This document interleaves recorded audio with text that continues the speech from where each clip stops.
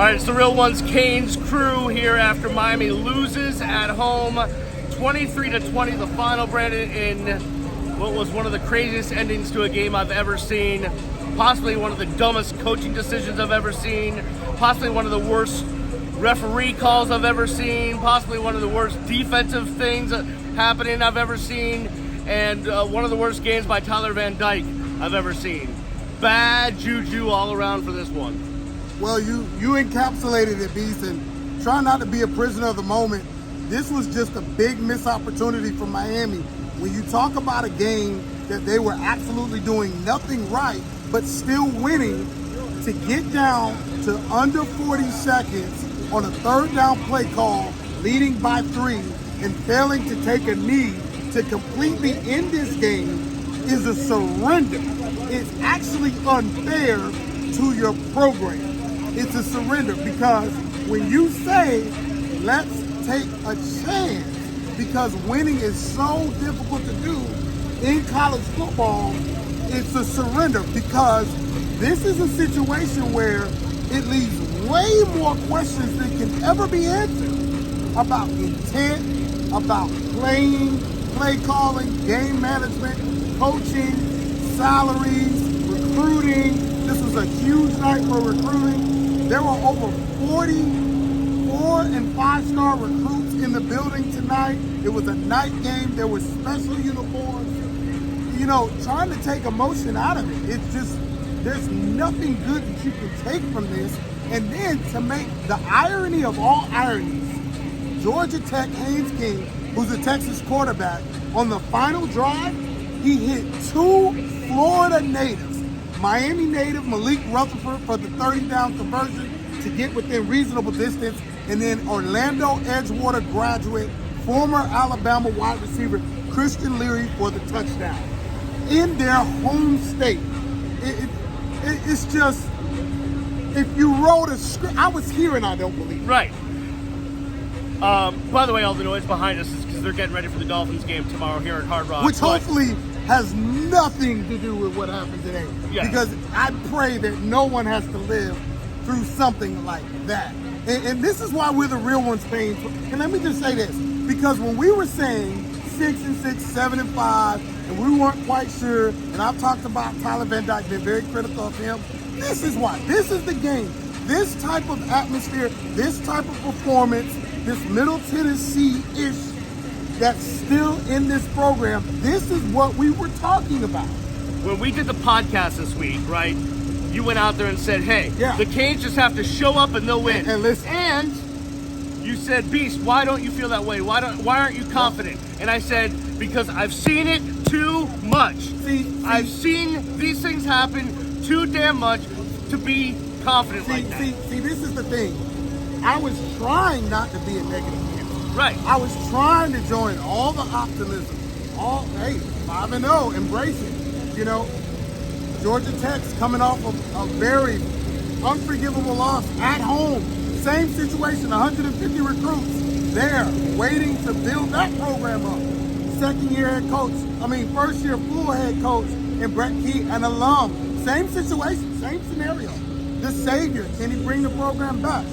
And he's also an offensive lineman. He's also a guy that has been around, you know, during really strong years of that program.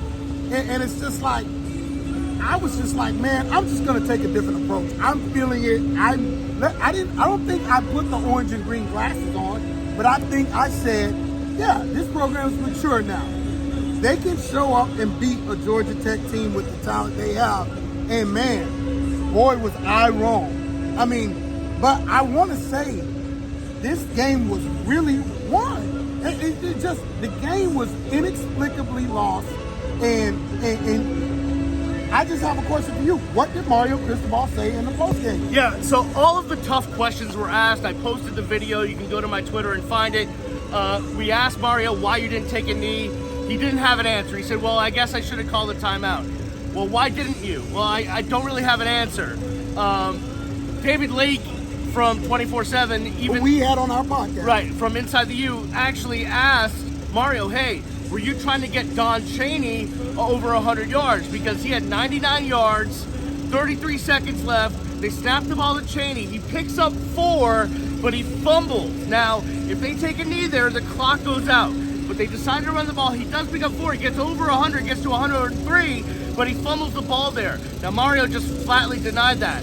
But there's literally no other logical reason, and no one in that press conference could explain why they did not just take a knee. If it ever gets out that they were trying to get Chaney 100 yards. Now, listen, I'm sympathetic. This kid's been injured. Right. This kid's gone through a whole lot of stuff. But you cannot try to get a kid 100 yards and have that happen. And let me tell you this. Haynes King, before I wrote it down, my article was written. Haynes King was something like 10 for 21 with 74 yards passing. He finishes like 12 for 25 with 151. He gained 74 yards and a touchdown on one drive with 26 seconds left. Let me say this before we close. I like Mario Cristobal. I consider him to be a good coach, a great, but there's something about what happened during the game that cannot happen. And I'm gonna tell you this. I'm not making an excuse, but what you saw here from these officials tonight was deplorable. They missed at least 2 calls. There was a time where the linebacker was called for roughing the passer. Oh, yeah, it was horrible. That was absolutely terrible. Georgia Tech got 15 yards and they went down and scored. Credit Georgia Tech and Brent Key right now because they took advantage. You got to be able to be good enough to take advantage of mistakes, and they did that. 26 seconds is not a lot of time. Let's get to this before we wrap it up. Miami has had a habit in years past of letting losses start to turn into more losses, start to turn into more losses. And that's why this is They're so going bad. to North Carolina next week, taking on a real true Heisman candidate. So bad. What, true Heisman candidate? Look at you. Yeah, I know. Well, I mean, look, TVD, look, as bad as I've ever seen him tonight. So until we see something else, quarterback? I don't know what he is, but he wasn't good tonight. But May is a good quarterback. They're taking on North Carolina next week up in Chapel Hill. How do they turn it around, man? Listen, Miami hasn't won a game off a bye week since 2016. It's been like 7 straight. This program's got to grow up. It's got to be mature. I'm not even hating. I'm being sober. Got to grow up. Can't lose games like that. You got special season right there in the palm of your hands. You got to grow up. Got to grow up. Simple. It's like me in my business. I don't always feel like doing the tough things that I have to do. I have to discipline myself. I got to get up. I got to write articles. I got to do what I need to do. I got to promote the brand. I got to invite kids to showcases. I got to do freaking podcasts with Beast. We got to find and book guests. Like, you got to do what you got to do. Right. Because if you don't do what you're supposed to do, guess what? You lose. And that's what happened tonight. Yeah, when you're supposed to take a knee and you don't. All right. That'll do it for us from Hard Rock Stadium. Again, the final score, Miami loses to Georgia Tech 23-20. We'll have the Real Ones pod coming your way on Friday. We'll have a good guest. We'll talk Canes in North Carolina. We'll try to get over this one. Who do we get on? Who do we get on? I don't know. No need to look ahead to North Carolina. I don't know. That might be a big guest this week. You might need a little love this week from someone big, so we'll see. Check us out wherever you get your podcasts. Keep it on the YouTube channel. Follow us at Real Ones Canes. And we'll see you when we see you. Peace.